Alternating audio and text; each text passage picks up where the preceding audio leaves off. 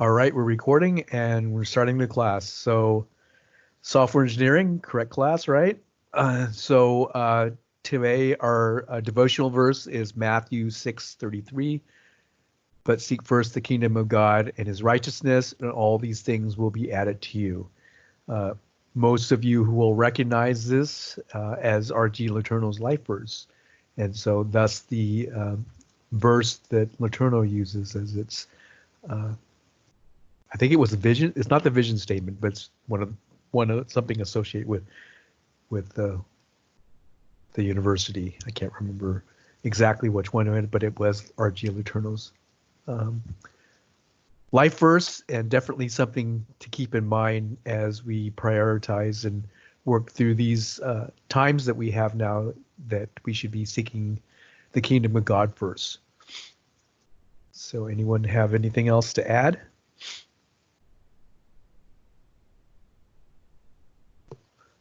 All right. Moving on. Administrative items is my normal way of handling the class. So midnight tonight, the midterm is due in Canvas. A lot of you have taken the midterm early, and that's good. Encourage you to go ahead and take care of it. I'm hoping it's not too daunting, especially if you have taken advantage of the study guide. And then the individual work log, activity logs, again, members of the team can submit this exact same work log if you like. That's fine. The intention of having it as an individual work log was, we have in the past, and it always happens. I haven't seen it so much this semester, where a team doesn't get along too well, and so that gives the opportunity to have different viewpoints for the different work logs. Haven't seen that so far this semester, which is good. And then just a reminder, we are off for Good Friday. I think your class, I had actually taken off the calendar, but for some reason I had forgotten to take off the operating system class from the calendar, and I don't know why I did it for one and not the other. But we do have Good Friday off as a holiday. And then Monday, I moved the design document due date. I had it on Good Friday, so I did move that to Monday, April 13th. But I would encourage you to try to take care of that as early as possible. Maybe even, finishing it up today or tomorrow, just so that you can get things out of the way. So, that's just the due date, but getting it done early is certainly a good option, and something that, if you have the time, that you can take care of. And then we're moving on to Chapter 11, Configuration Management. And then for our next meeting, we will go over the midterm, or portions of the midterm. I haven't decided which. And then probably go over the whole midterm. And then actually, I'll have a little bit of discussion about work logs. Some people, they had a few students that made comments about the work log, and I promised I would kind of go into what the reasons behind what is asked for in the work log, and so give you a perspective. And because the work log is actually something that points to something that may be useful for you in the workplace, believe it or not. So anyway, we'll go over the work log and what maybe a sample work log would look like. So anyway, let's move on to configuration management, unless we have any questions. Sorry. Yeah, one. Is there a Chapter 9 quiz on Friday? This Friday still? I don't know. Let me bring up Canvas. It's shown on Canvas, but I know a lot of the Canvas assignments are still a little wonky, so I wanted to check. Okay, good. Let me grab that up.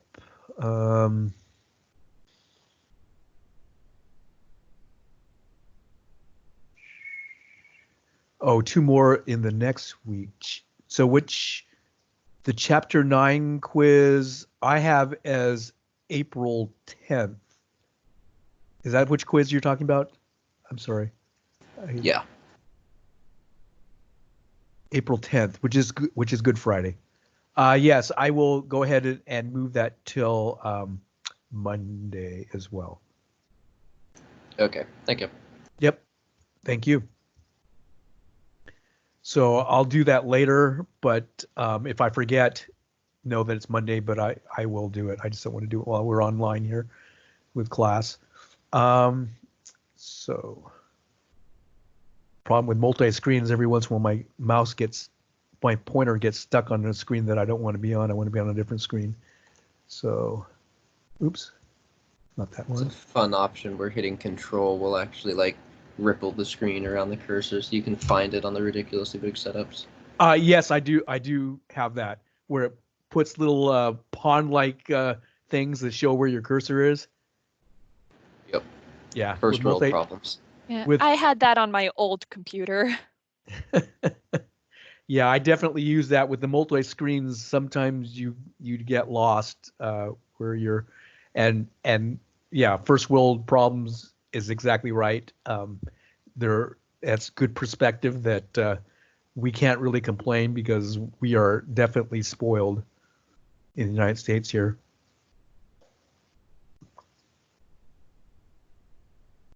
Okay, let's see. Let's share my presentation. Otherwise, it's not as useful.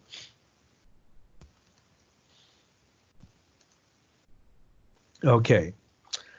So you should see Chapter 11. So we are going to talk about configuration management, integration and builds. Part of configuration is source code control, and you guys are hopefully taking advantage of source code control.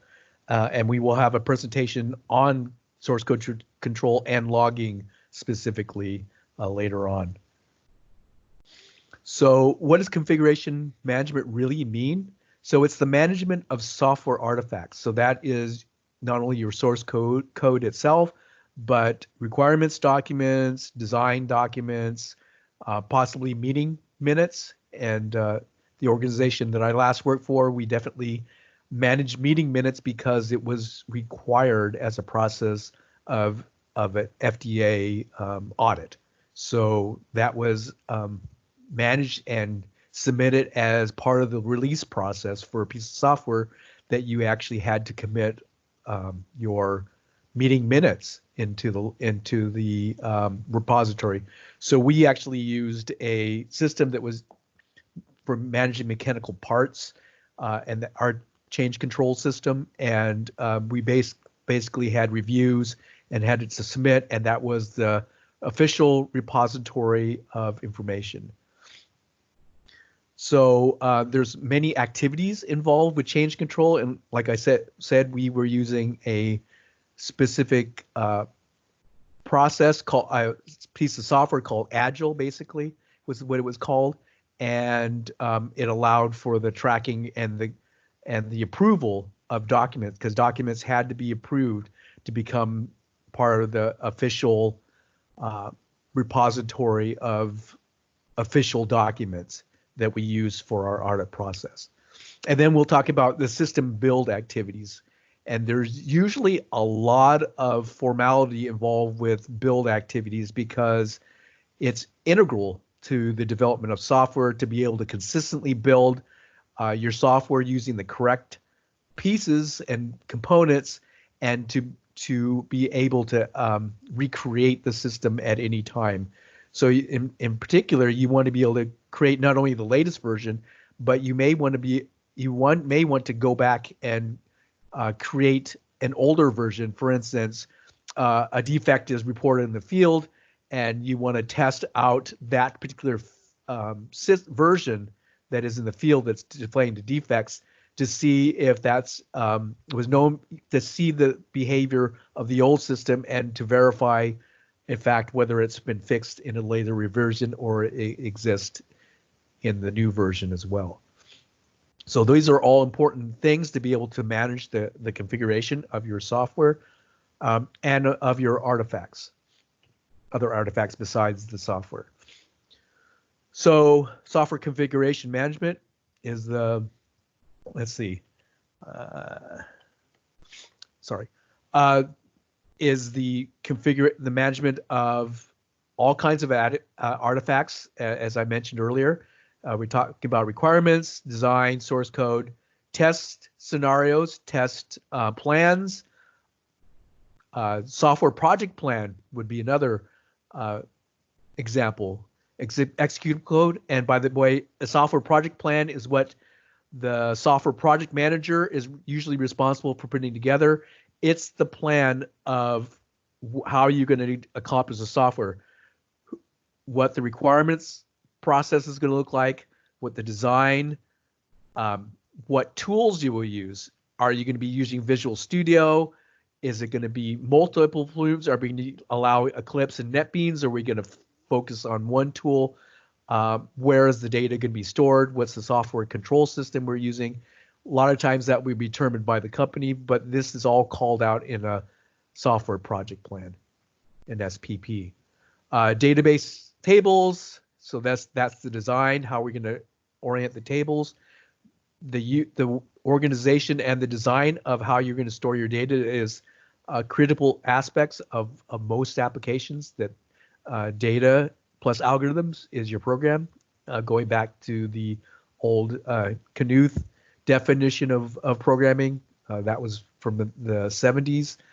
Initialization of data, what are the initial values of the data going to be, and configuration files, for instance, is another area of data definition. And then we have customer problem calls. So we want to track what kinds of issues that we get from the field, from customers, and then fixes, how we fix our problems that involve with a revision control, but also the tracking of defects and their actual resolution of what we did to fix a defect, or did we in fact, and we'll see this later, I guess we did that already in testing, did we actually defer it and say, no, we're going to do it in a later version, or did we just say, no, we're not going to address that defect? It's not significant enough for us to worry about. And then user documentation, manuals, quick start guides, those kinds of user help, those are application help. Those are all areas of software configuration management. So in your configuration help, generally you have software that manages the help, but then the actual text is written by, hopefully you have documentation specialists that will actually fill in the documentation, and then your software will key in and grab the help text that is written by professional writers. So in managing the software artifacts, we're interested in interrelating artifacts, for example, the usage relationships. How are one artifact or document related to another?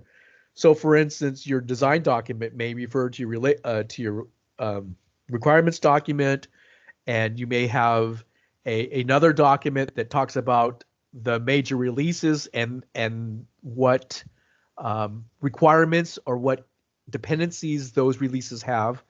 For instance, in my last company I worked with, we actually had particular versions of the hardware. So we were tied to a specific hardware releases for our medical devices, and we had basically annually we would review that hardware configuration and come out with a new revision, so that there are set points basically on an annual basis where the hardware is reviewed, and we look for maybe whether we should upgrade the computer, the CPU, whether there was issues with one of the mechanical systems. This would be on an annual basis, these would be reviewed, and we'd have a new version for that year possibly. And then what are the interrelating multi-versioning of each artifact? So when we're talking about various components of your design or architecture or mechanical system, whatever, what versions go with which? What versions have been tested with which? So that we know when we're putting the system back together, what versions of each corresponds to this particular version, and in particular also the design. The design may have changed, and so which version is this related to? So we want to make sure that all artifacts are the right ones throughout the development stages. And I'm going to go flip back, just make sure I've covered everything that you'll need for your quiz. And all these management of configuration occurs across all stages of the software project. It's not a one and done. You manage it across all the different stages of your development process. And this is configuration management. Okay. So yes, we want to make sure that we have all the correct components for a particular version. Here we have a table showing the interrelating artifacts. So requirement elements, we have design, code, UI, and test cases. Design elements, we have requirements, elements, code, logic, UI screens, DB tables, initialization data. So you can see for each of these different phases of our process cycle or development cycle, in a lot of cases, we have various documents that we are managing in relation to that different phase. And then we will tie each of these together for a particular version.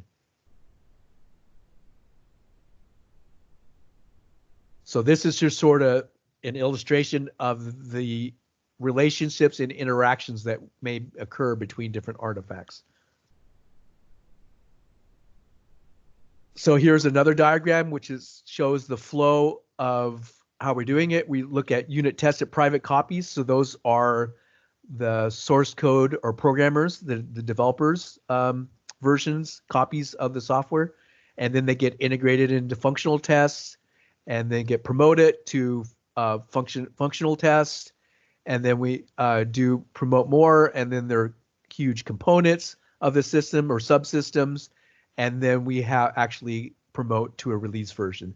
So this is one example of how we can go through various test process to promote a particular artifact to the different levels, and appropriate versioning would be involved with each of these levels.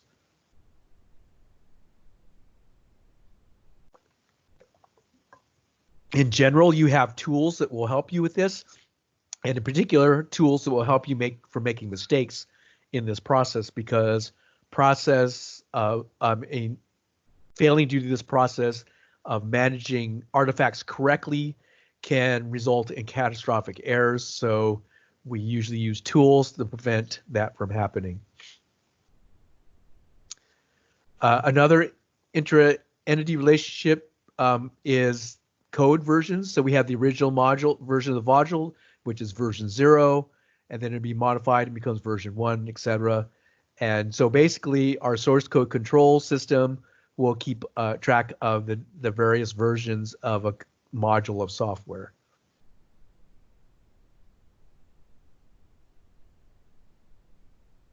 So in order to control all the pieces and parts of the software artifacts, we need two basic models: a parts and identification model and a parts storage and access model. So the parts identification model, you guys hear me hammering on each requirement having a unique identifier. That's exactly what we're talking about here. There's an identifier and a model of what all the components of the identifier mean, possibly. A lot of times it's handled automatically by a tool, in which case there is less control over some aspects of it. But generally the human readable versions, parts of the parts identification label, are specified up front so that humans can read it and take meaning from the identifier. And we'll go into that in more detail. And then we want to be able to store that the parts themselves and the versions and keep track of them and access them in a consistent way so that we can go back to previous versions or tie everything together of all the interrelated artifacts that go to a particular version of the release, for instance. So sample parts identification models is you can have a two-position product code or a country code, release code, RRR, version codes, and then you can tie them together. And so we see a sample artifact identifier with all these different things. We have pp.ccc.rrr.vvv.tt.ff. And then in software, we generally have something along that it's a major release, a minor release, and maybe a build or something along those lines. And so you are used to seeing dotted version numbers, and usually each part of the dotted version identifier has some specific meaning.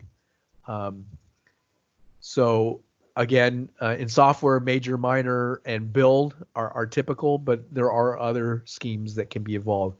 And that's something that you want to determine up front so that you can properly manage the labeling of your artifacts. So here's just sort of a pictorial diagram. We have individual users creating and interacting with the parts and a database that contains those that will be the official record of those parts and their version, the different versions. And then we go to the system build process.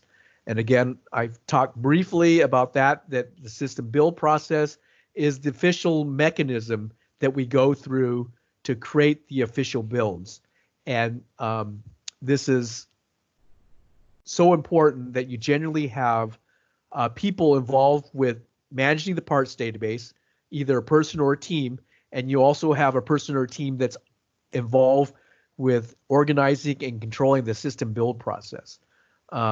We've seen the system build in terms of automatically taking software from a repository, running checks against it, static testing. So static testing could be part of a build.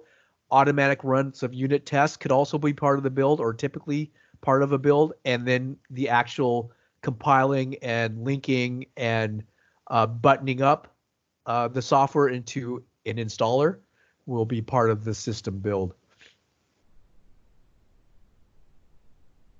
So system build with the configuration manager. So we construct a build, which is a dependency. So those of you who are familiar with makefiles, that was the early on version of creating a build and the dependencies on pieces so that we can correctly build the software and actually create some efficiency, because if a particular software dependency has not changed, we know that we already have something compiled there that's the latest. We don't have to rebuild. So that will greatly reduce the build time having that dependency list, because if something is already built to the latest version, we don't have to rebuild it.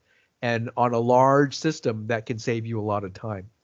And then we do compile and link. And of course, all different languages are different. Python would be very different because you generally don't have those parts of the cycle. But then ultimately we get the finished software. Usually it's an executable, but again, we have interpretive languages that may be different. So it will depend on what tools you're using, but typical is a finished executable. And in particular, also I was mentioning, it may even be the case where you actually have an installer that's generated, which is what we did in my last company. Is you actually started, you got all the way to an installer, and then you reinstall the system to do your testing. So you're also testing the install process as well. So we're looking at, let's see, go back. And so this is the build process. So make sure you understand the build process and understand what kind of components and why we have a build process. So you, both from this lecture and from your text, you'll see that. And then we have various tiers of configuration managed tool. These are basically in order of increased sophistication in most cases. So we have version control and change control. We have RCS way back in the day. I doubt anyone uses RCS, but that was an early revision control system in the Unix, in the early days of Unix, which was quickly replaced with source code control system, SCCS, and then to concurrent version system, which is CVS. CVS was king for a long, long time in the development world in terms of managing source code. But then Subversion was an improvement on CVS. Basically, it took some of the issues that were typically seen in CVS repositories in terms of failures or versions getting out of sync, and Subversion was the replacement. Also, there was efficiency improvements going from CVS to Subversion. Team Foundation Server is the Microsoft solution. So Microsoft's solution for source control is TFS, which is also integrated in other lifecycle features, like, for instance, code reviews, and defect tracking has been integrated into Team Foundation Server. So Microsoft has taken Team Foundation Server as a source code control system and added other lifecycle features to it. Git is the distributed version. So Git is for distributed workforce or developers. And so it is very similar to like Subversion, but it has an aspect, another layer where you actually have each developer has their own repository that they're checking things into, and then they merge it or add branches to the main repository. And so there's a level of indirection that's added by Git to be a distributed solution. And a lot of you guys are using Git. So GitHub, I think, is popular with you guys. And so that is the distributed version. And then the last is configuration management for very, very large systems, Apache Maven. So you see that a lot in particularly in web development, but it can be used in other places as well. Again, that's adds extra configuration management. We have PVCS, which Changeman, and that's Serena software. So that's a commercial product. And then Rational Clear Case from IBM. And then Team Foundation Server, which is the Microsoft project that we talked about earlier in Tier 1. It actually has Tier 3 features to it, so it's included there. And then Team City for Java is another popular tool. As you can see here, the first two tiers are dominated by open source, and then Tier 3, except for that first one, Apache Maven, are typified by commercial processes and tools. So we have all different levels of layering, and that would be part of the software project plan. What tools and what processes are you going to be using to manage your configuration? To what level of sophistication and how widespread support will you be providing for your software process and lifecycle?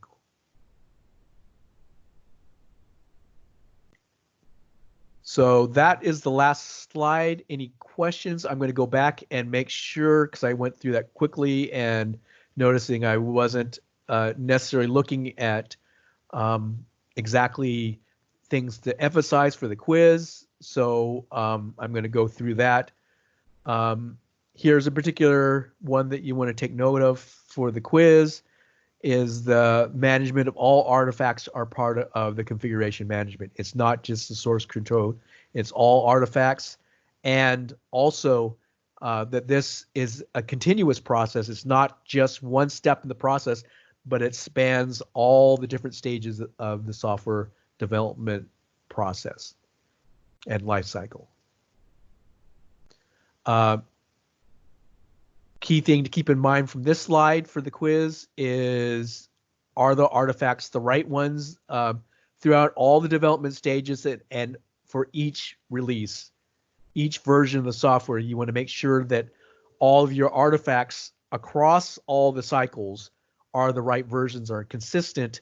Otherwise, you can no longer create that version or go back and figure out what went wrong at a particular stage to correct the process. There's another aspect of that. So make sure you realize that it's across artifacts and across all the development stages.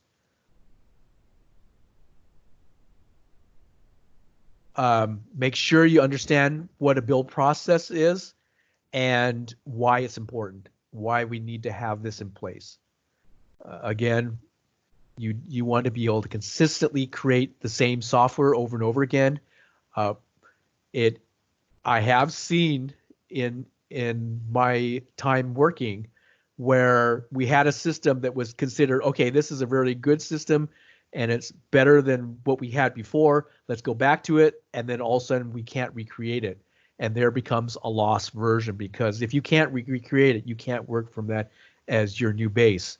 So you want to make sure that you have a good build process and actually the other thing is archiving of that build process, because in one particular case, it was another project. It wasn't my project, but my observation was that they had they had to go back to a previous version. They weren't able to recreate the build, and that was because they had not archived the build process that was in place at the time. And so they had actually all the right pieces, but for some reason they weren't able to build it correctly because the build process was not archived and stored as well. So not only are the artifacts themselves, but the build process or mechanism, generally their scripts that was used in the process were not being properly maintained in the system. And then we talked about the 3 tiers, tier 1, tier 2, and tier 3 of different levels of support for your lifecycle process. So make sure you understand what these 3 things are. Version control is just looking strictly at the source. We then go into the build process where we're actually supporting consistent and control over the actual build. And then we have tier 3, which is a larger scope of our life cycle. So those are the things to keep in mind here. All right. So any questions? All right, we're doing pretty good. So let's move on.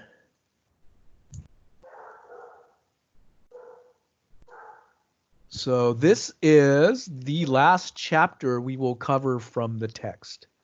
The other chapters are, well, chapters. There's 2 chapters, but one of them, the very last chapter, I mentioned and have you read, but it's not really covered. And then the next chapter is the biggest one that we cover in Software Engineering 2. The last 2 chapters are Software Engineering 2. And given that, if you are renting your textbook, please keep in mind, since we're only doing the last 2 chapters, it's fine to go ahead and return your text and not worry about it so much, because we can help you out with those last 2 chapters. Again, the last chapter is just kind of extra information, and then the chapter 13 is the main one, but you could get through without the textbook if you were trying to save money. So chapter 12 is software support and maintenance. So this is after the release. We've released the product. How do we handle it? You may think this doesn't concern me, or this is no big deal, but actually, in point of fact, this can be the largest part of the life cycle and history of your software. So it actually tends to be bigger, and that's something that people miss. Yes, question. I think you're not sharing the screen. Oh, thank you. Awesome. I missed that. Thank you, Ochir. So you can see it now, right? Luckily, it was just the title screen. Yep. Yes. Okay, so software support and maintenance is where we're headed, and it is a large portion of what actually happens for a software product. And it's interesting. I was in a management training thing for the University of California, and we were all supposed to give proposals, and one of them was from, or actually the majority of the people were not programmers or technical people, but it was a proposal for a software system that could make their job easier. And I happened to be in their group, and they asked me to review it, and I looked at it and said, well, you didn't have the software support and maintenance involved in your proposal. And they're like, oh, so what's that? And I said, this is what it is. And I said, this will be a major component of the cost, that will actually exceed that in this particular case by a bunch. The development cost would be the support and maintenance. And it was a completely new concept to her. So this is also something that you may have to sell to your stakeholders, that there is more to it. Now, in the case of a lot of organizations that you will join, it'll be a software organization, and they will definitely release this. So this is just a slide that says the software release is not the end. There's more. Now, what comes next?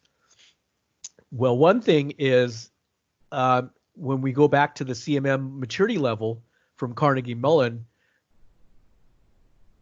the release time is a time to do a retrospective on your development project, looking at ways to improve, what went wrong, what went well, how can we improve these things in the process for those that went wrong, so that the next time we don't make the same mistake. So that is a retrospective and looking back at what happened so that we can improve the process. So the feedback. And then the other major thing, which we're talking about now, is the support and maintenance. So who's involved with all this? So the new product releases are developed by the product development organization, but generally they may be involved with the support, but there's generally a different organization involved with the support. So again, the product releases are developed by the product development organization, but we do get help from other organization in terms of support. Now, certainly the developers will be involved, but there will be lots of different processes that are involved before it gets thrown back to the developers. And we'll go into that in this chapter. So one aspect is customer user support. So what happens if there's a defect in the software? What if the software is not user-friendly and users have problems understanding what's going on? So we have non-defect support, which is usage questions answered. Our users aren't quite getting how to use this to its full advantage. They don't understand certain functionality. And then also valuable information is what additional or supplemental function for future releases should we have? So your marketing and your development team should have close interactions with your customer and user support team, and to get a vision of user feedback on how effective our software is. And this is something that helped me greatly in my career. I became very, very good friend with the customer support people, and I made it part of my weekly efforts to visit them at least once a week and just chat with them, have a relationship with them, find out what their problems were, find out what our customers' problems were. It served me very, very well. So these are the customers that you can't forget that they're your customers, is the customer support people. They are a customer of your product. And then the obvious is defect support. Report and tracking of failures and defects that are seen in the field from your users. Recovery from failure. How can we recover from failure? Is there a workaround that the user can do to get around the failure that doesn't require a software change? Certainly it is something that you will want to consider fixing, but we want to have in place workarounds that customers and user support can give you to work around these deficiencies. And then releases. you want to keep them involved with their releases, the fixed releases, and they are definitely on the team, which is called the Change Control Board. There will be someone representing customer and user support on that board that dictates and control the next releases, the fixed releases, so that they are very integral to that part. So defect support. So defects is something that we are intimately involved with and are familiar with, that it's on a complex system, it's pretty much impossible to have a defect-free system. So how do you handle defects? So there's various aspects of it. First of all, we want to look at the rate of problems that are reported and the number of problems. So the number of problems and the arrival rate, how quickly. If we see an uptick of problems, then there's something wrong that we may need to address. And in particular, we had, for the last organization I worked at, we actually had a quality team. Not only we had software quality assurance, which is the verification and validation, but we had a quality team that looked at this information. And if enough critical issues happened, or one particular critical issue that could result in misdiagnosis for this medical things, or actually injury to a customer, that would actually institute a shutdown of the factory line to build our product. We would not be building new products, and we would not be shipping new products. And this was a big deal. When we shut down and weren't shipping and billing products, that was a big deal, and it got everybody's attention, management all the way down. I actually was pulled from my current development efforts twice that I can think of for line down situations. And when there's a line down situation, you need to get that problem fixed pronto. So there's a big deal when we have a line down. So, and then how do you go about reporting and tracking the defects that are discovered? Generally, you have a software tool that will help you manage that. And then how do you identify the defects and the fixes that you're involved and what releases they will be in? Again, that is all part of tools that you generally have in place to report that. And notice, again, this idea of identification. There is a unique identifier associated with each defect. So this is starting to become a theme, is that important things that you track need to have some sort of identification scheme and method of uniquely identifying them. So in experience support organizations, there will be a detailed account of the usage, so what the user was doing, and the problem reports, what was observed, and it'll be constantly analyzed to ensure quality. And you want to see trends.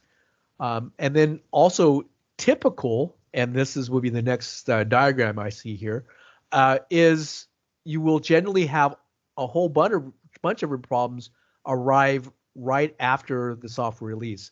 They will generally ramp up, and you would like it to be a very low curve, but it is typical that you'll get the most problems discovered at the initial release period. But of course, your objective is to have that fairly flat, and this will be monitored again to determine when the next defect release will be targeted and what will be in it.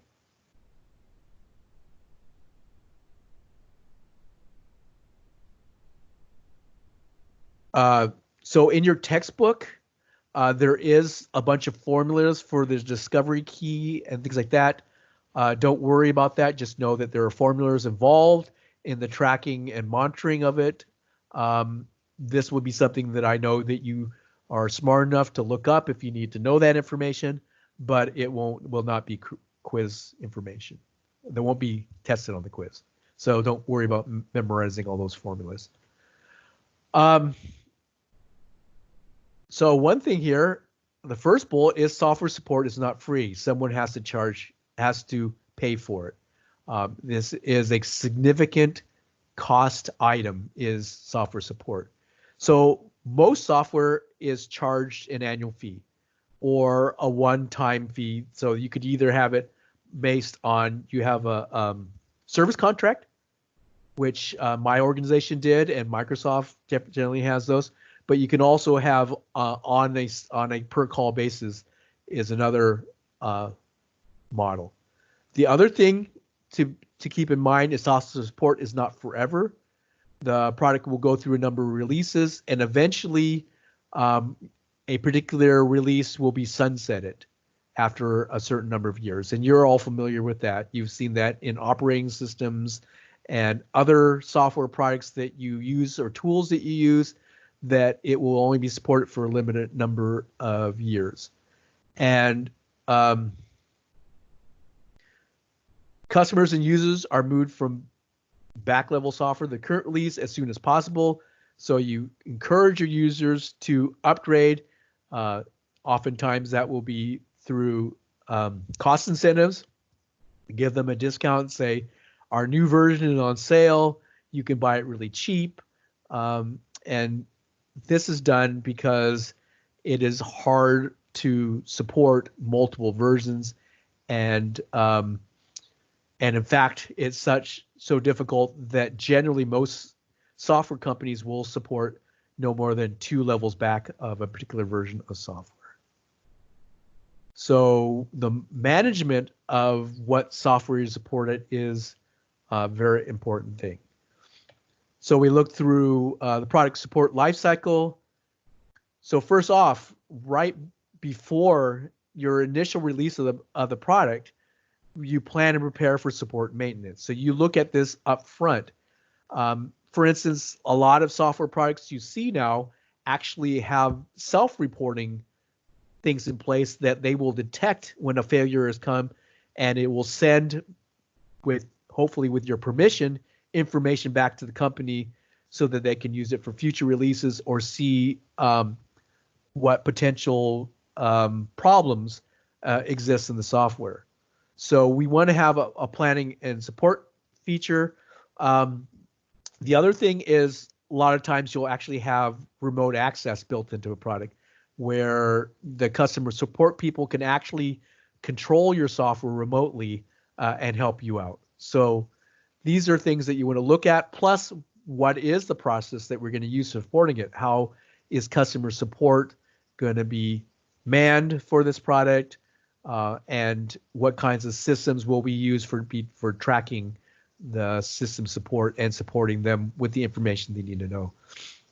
And then we have announcements of new replacement software. So again, how do we migrate our customers from one version to another? These are all things that you want to think about up front. And then how do we go about withdrawing the product? How do we move them to new versions? Or actually, it could be the end of a line for a particular product, and we may want them to move on to our new latest and greatest software product. And so there could be a discontinuity where we take them to a completely different product. Key thing here is a large software product goes through a lengthy and expensive development process, but the post-release product support and maintenance cycle is several times longer than the original development process in most cases. So several times larger than the initial development, which is surprising to us in the programming and software development side of the house, but it really is true that a major portion, a significantly larger portion of the costs will be in the support and maintenance cycles of the product.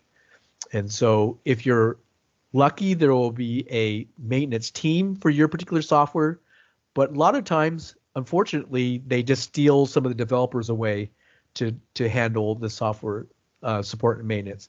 So in my organization, I was actually part of the, let's see, it was called the ongoing team, and this was a cross-functional team. We represent by software, purchasing, software support. Support and maintenance team, the team that actually repaired devices, management, marketing. Were all involved in these weekly meetings that was looking at the weekly update of the quality team, any issues arising. We're no longer able to get parts. These are all things that, particular parts, these are all things that were discussed on a weekly basis.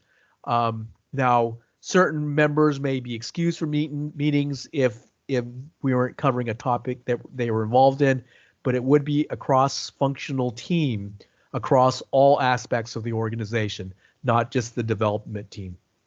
So we are at basically the end of our time.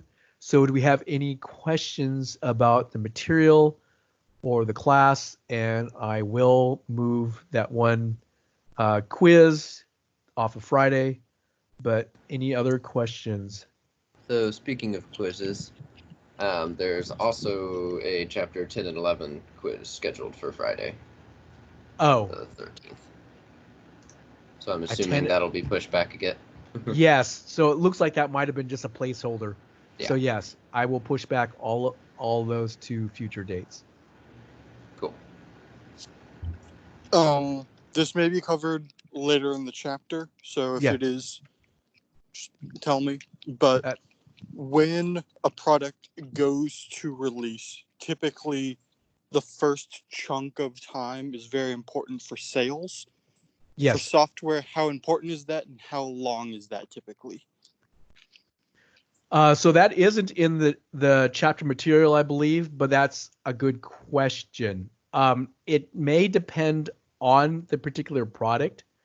So for a high visibility product like a cell phone version release, you can see that if they start getting major problems and bad publicity, that the turnaround time would be quick and a lot of resources we put on it. But it really would probably depend on, first of all, how steep was that curve? I mean, if you're getting lots of issues, then you better address it now. And that period would be shortened. And then also, how visible is it? Are you an organization that actually has media people whose sole job is to track what you're doing, like Microsoft, right, or Apple? Then that cycle would be quicker. So it really depends on what kinds of feedback you're getting and what kind of environment you're in, I would say. But does anyone else have any comment? What are your observations of products? Now, you're mostly from a consumer point of view. How quick do you see that cycle? Because I guess that's also a good point for beta testing. Yes.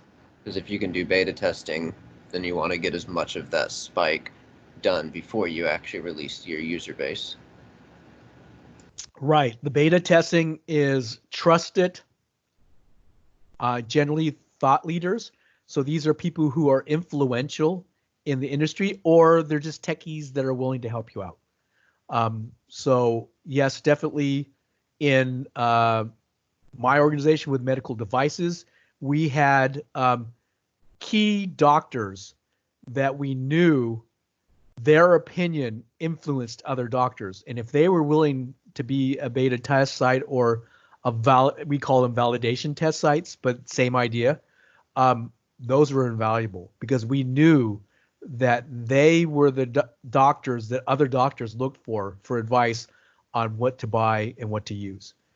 And it was a big deal. And our marketing people were in very close contact with these individuals because it could make or break your product. For instance, we had, for my company, a surgical microscope that we had an expert in the eye surgery business, of corrective eye surgery business, and other issues like cataracts and stuff, we actually had a thought leader who was basically influenced everybody else. He was considered the expert in the field that actually said in one of the big conferences that you would be absolutely nuts not to use our surgical microscope in the, or use anything besides our surgical microscope in the operating room, and that you probably shouldn't even be in business if you consider not using our equipment. And our sales spiked. I'm sure that was good. Yeah. Yeah, absolutely spiked. So it is important. And it is a big factor of what kinds of business you're in, but you're right. Getting it out to early trusted customers is important so that you can mitigate that spike, especially if you're in you're a high profile software product.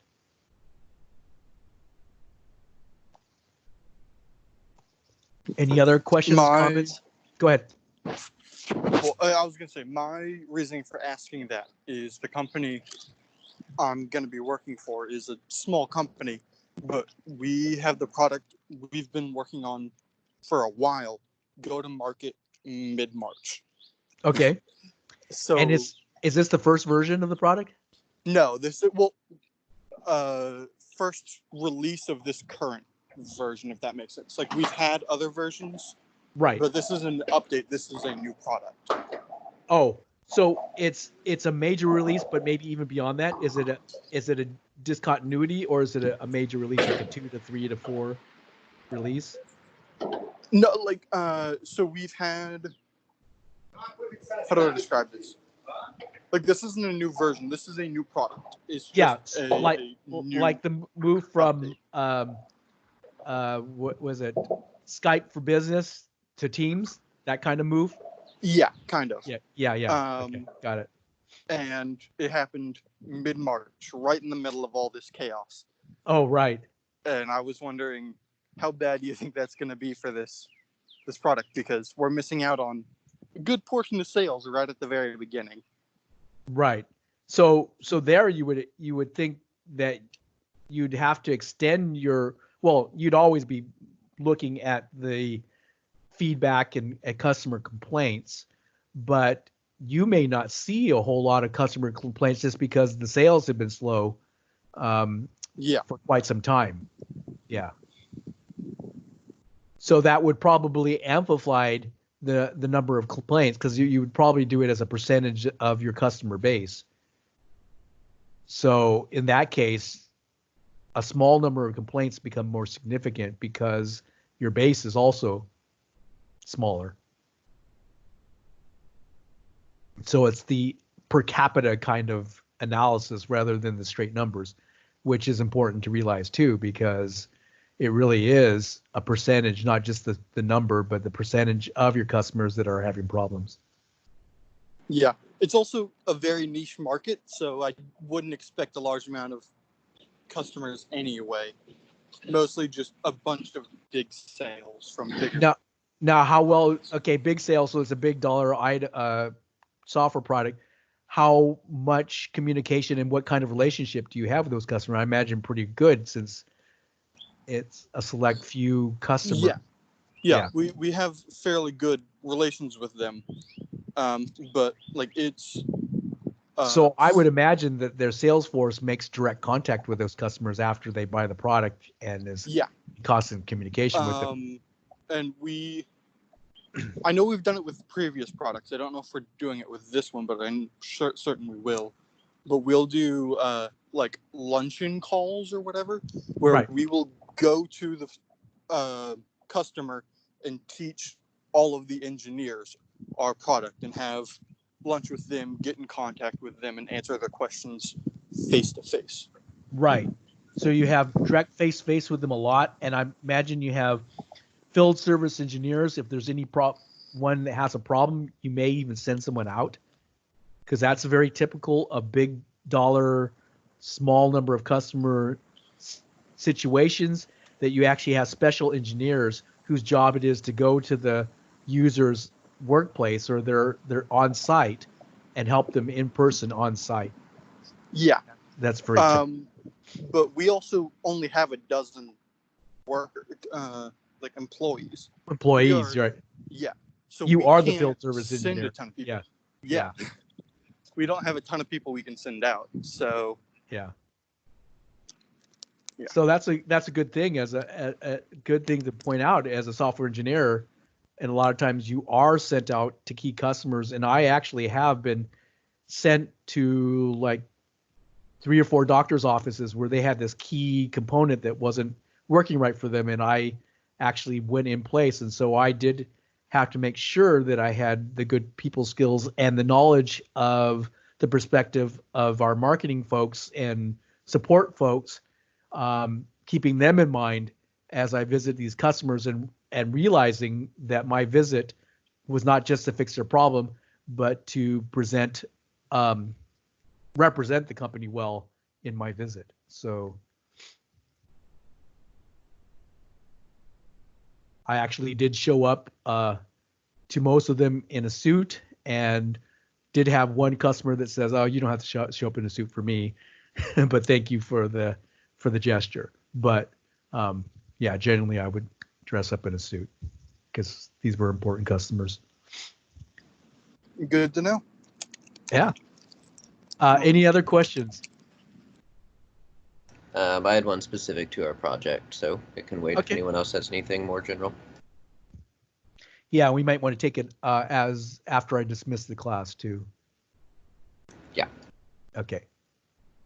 All right. Well, if I don't see anything else, I'm going to go ahead and stop the recording, and you are dismissed.